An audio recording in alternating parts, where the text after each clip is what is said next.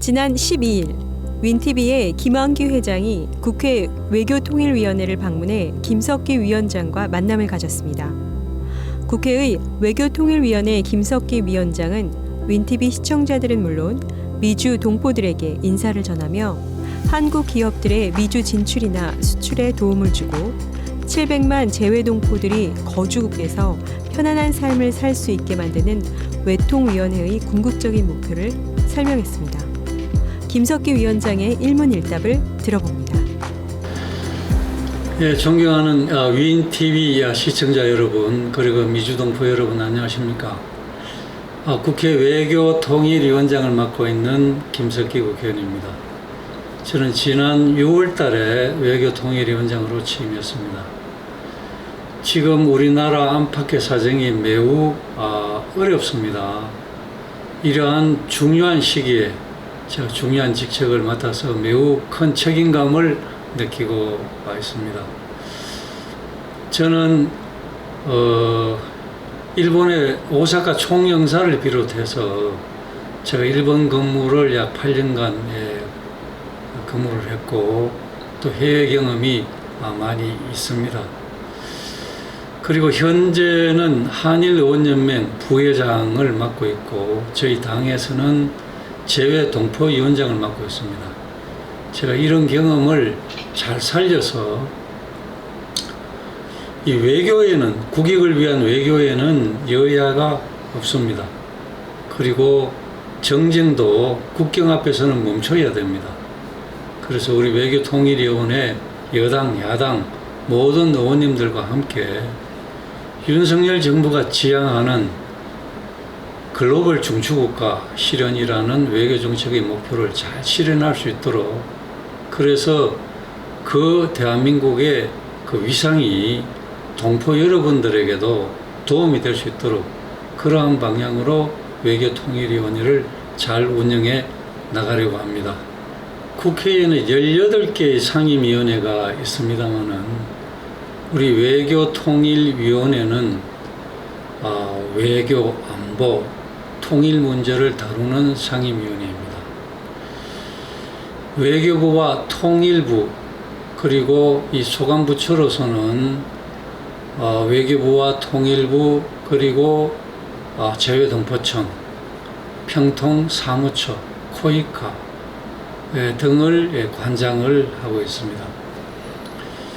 외교통일위원회는 이러한 정부 부처가 외교 안보 통일과 관련된 업무를 수행하는데 관련된 법안 또 정책에 대한 평가 그리고 관련 예산을 다루는 부처입니다.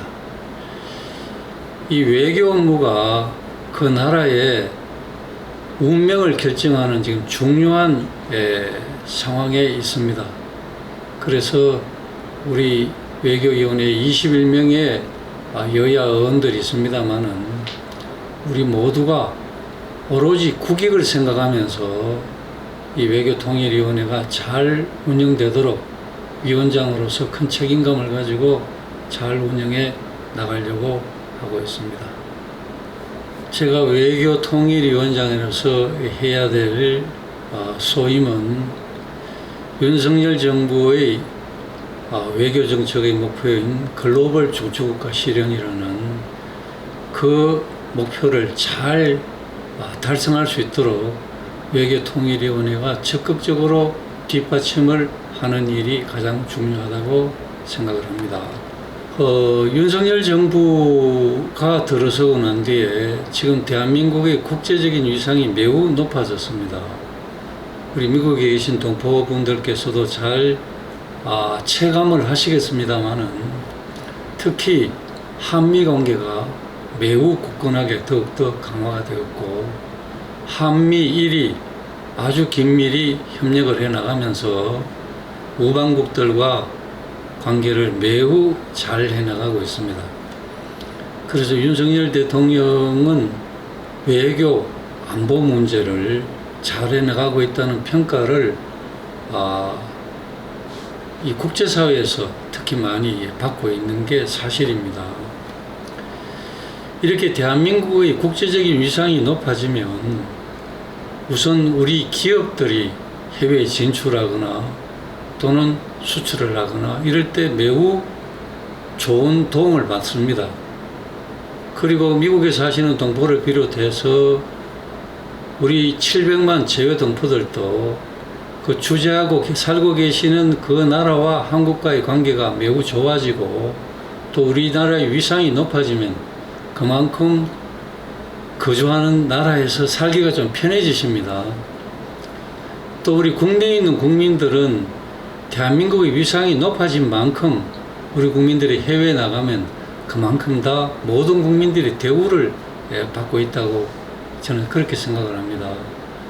우리 대한민국의 패스포드를 가지고 해외에 나가면 지금은 코리아에서 오셨습니까? 하면서 매우 우호적으로 이렇게 존중해주는 그런 분위기가 조성이 됐기 때문에 우리 윤석열 정부의 외교적인 성과는 그런 점에서 매우 높은 평가를 받아야 한다고 저는 그렇게 생각을 하고 있습니다.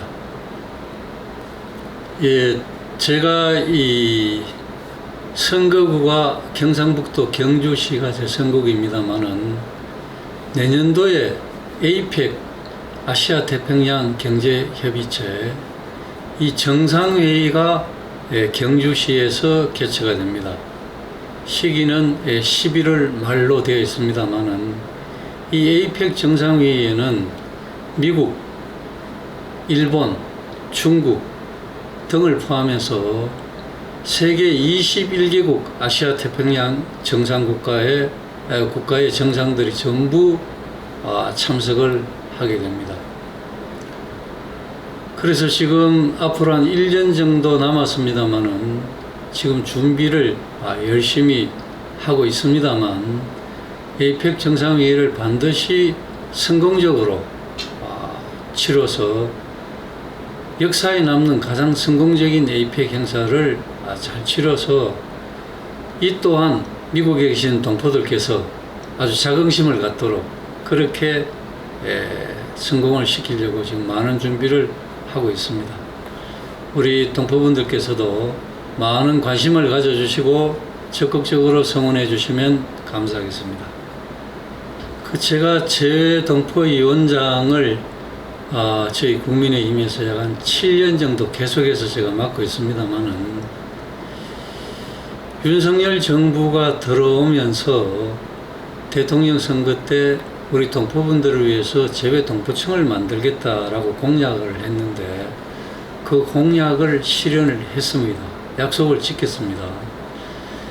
역대 대통령 선거가 있을 때마다 모든 대통령 후보들이 내가 대통령에 당선되면 반드시 동포분들을 위해서 재외동포청을 만들겠다 약속은 했지만 아무도 그 약속을 지키지 않았습니다. 그러나 윤석열 대통령은 이 약속을 반드시 지키겠다는 강한 의지로 그 약속을 지켜냈습니다. 제가 동포청을 출범시키기 위해서 관련 법 개정안을 제가 발의를 직접 했고 저희 당에서 동포청 설립 추진단 단장이 되어서 어려운 과정이 있었지만은 작년 6월 달에 동포청을 출범하게 되었습니다. 윤석열 대통령은 동포청을 만들었으니까 끝이다 이게 아닙니다. 지금부터가 시작이다.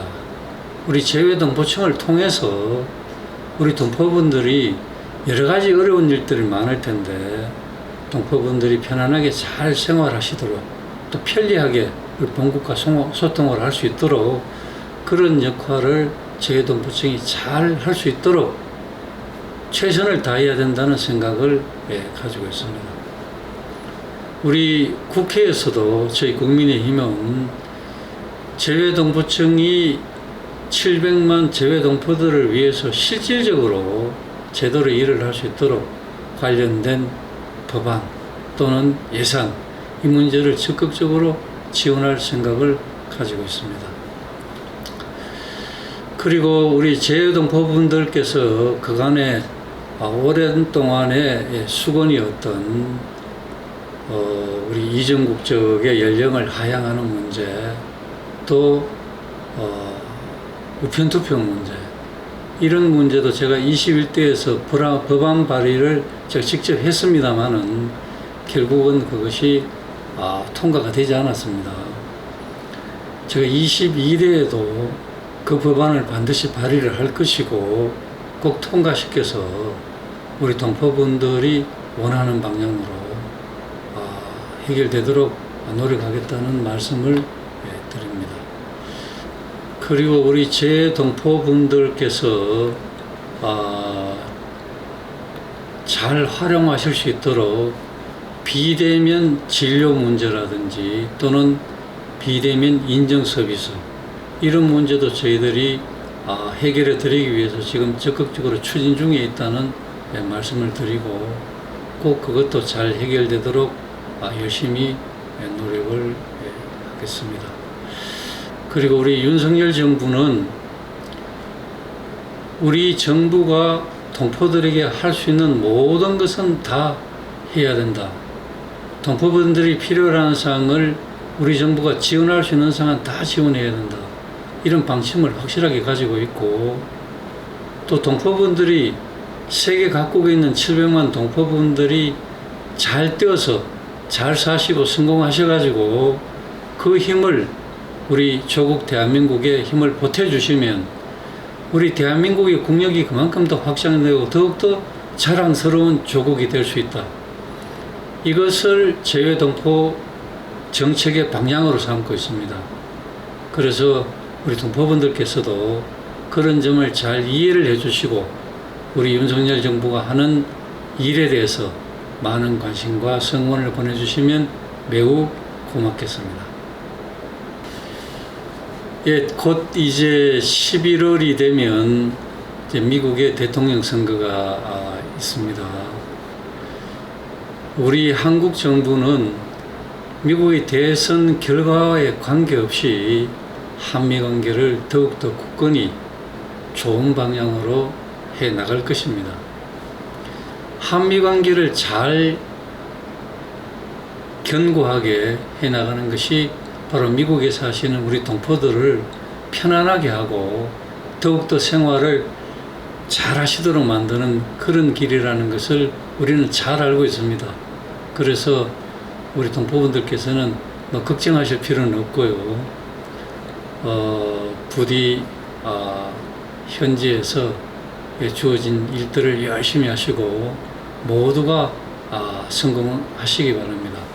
우리 대한민국 정부는 어떤 외교적인 정책을 만들어낼 때도 늘 동포분들의 입장이 어떤지 현지에서 동포분들이 잘 살아갈 수 있는 방향으로 그런 걸 감안해서 외교정책을 수립한다는 말씀을 드립니다. 우리 존경하는 윈TV 시청자 여러분 그리고 재외동포 여러분 늘 건강하시고 행복하시기 바랍니다. 그리고 이제 며칠 지나면 우리 추석을 맞습니다. 우리 민족의 가장 큰 명절인데 비록 해외에 계시지만은 편안하고 즐겁고 행복한 명절 맞으시기 바랍니다. 감사합니다.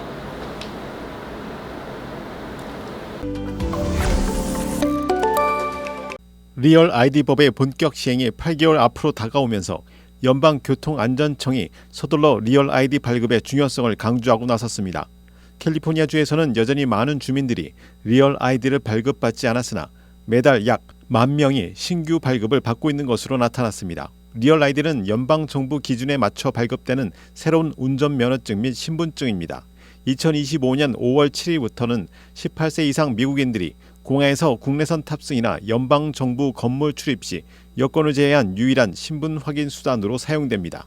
리얼 아이디를 신청하려면 DMV 웹사이트에서 온라인 신청서를 작성하고 필요한 서류를 업로드한 후 DMV 방문 예약을 해야 합니다. 예약된 날짜에 DMV 오피스를 방문해 서류 확인 절차를 거치면 됩니다. 방문 시에는 온라인으로 업로드한 서류를 지참해야 합니다. 신청 시 필요한 서류로는 신분증명서류 1종, 유틸리티 청구서와 같은 거주증명서류 2종, 그리고 소셜 시큐리티 카드입니다. 신분증명서류의 이름이 다른 문서와 다를 경우 이를 증명할 수 있는 서류도 함께 제출해야 합니다. 자세한 내용은 DMV 웹사이트에서 확인할 수 있습니다. 리얼 아이디법은 2001년 9.11 테러 이후 연방의회에서 통과되었으며 코로나19 팬데믹으로 인해 여러 차례 시행 기한이 연장됐습니다. 연방국토안보부는 리얼 아이디가 위조 방지 기술을 포함하고 있지만 해외 여행 시 여권을 대체할 수 없다고 밝혔습니다. 윈TV 뉴스 투데이입니다. 미국에서 수감된 남편을 면회하기 위해 교도소를 방문했다가 알몸 수색을 비롯한 성추행을 당한 여성이 교정 당국으로부터 560만 달러의 합의금을 받게 됩니다. 뉴욕타임스에 따르면 캘리포니아 법원은 여성 크리스티나 카르데나스가 교정 당국을 상대로 제기한 손해배상 소송에서 교정 당국이 합의금 560만 달러를 지급하라는 판결을 내렸습니다. 이 중 360만 달러는 교정 당국이, 나머지 200만 달러는 관련된 교도관 2명과 의사가 부담해야 합니다. 또한 교정당국은 교도소 직원들에게 수색 영장의 제한 사항을 위반하지 않도록 관련 지침을 배포해야 합니다. 그러나 피고 측은 합의서에서 잘못을 전면 부인했습니다. 사건은 2019년 9월 카르데나스가 캘리포니아 테아차피 주립교도소에 수감된 남편을 면회하러 갔다가 발생했습니다. 당시 1년 넘게 남편을 보지 못한 카르데나스는 4시간을 운전해 교도소에 도착했으나 교도소 측은 그녀에게 알몸 수색을 요구하고 신체 내부 검사까지 진행했습니다.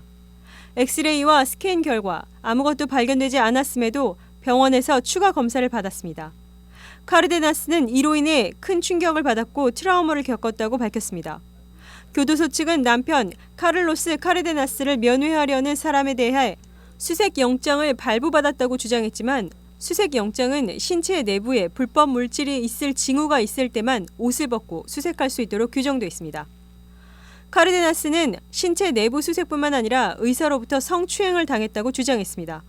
그녀는 수색 당시 해당 의사의 신체 접촉을 거부했으나 강제로 수색이 진행되었다고 말했습니다.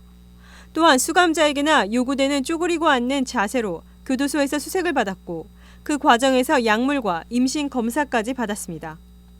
결국 카르데나스는 그날 남편을 만나지 못했으며 병원으로부터 5,000달러가 넘는 청구서를 받았습니다. 카르데나스는 이번 소송이 다른 사람들이 자신이 겪은 것과 같은 일을 당하지 않도록 하기 위한 것이라며 이번 판결이 수감자를 방문한 사람들이 가족이나 친구를 만나기 위해 학대를 견뎌야 하는 상황을 막는 계기가 되길 바란다고 말했습니다. 윈TV 뉴스투데이입니다. 미국 록스타 존 본조비가 극단적인 선택을 시도하려던 한 여성을 구해낸 사실이 알려졌습니다. 11일 테네시주 내슈빌 경찰청은 페이스북을 통해 전날 밤 자이겐탈러 보행자 다리에서 한 여성을 도와준 존 본조비와 그의 팀에게 감사의 뜻을 전한다며 본조비는 여성이 다리 난간에서 안전하게 내려오도록 설득하는 데 큰 역할을 했다고 밝혔습니다.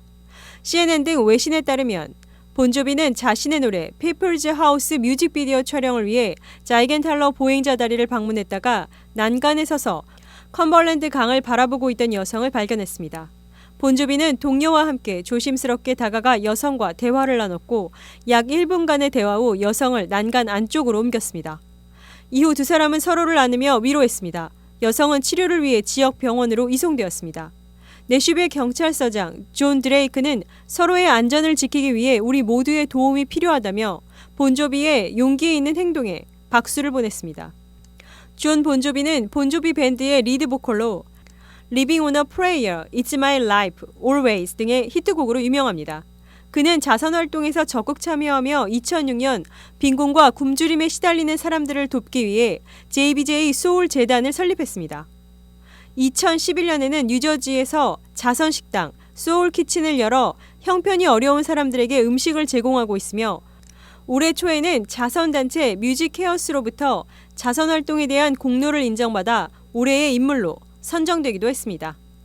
윈TV 뉴스투데이입니다.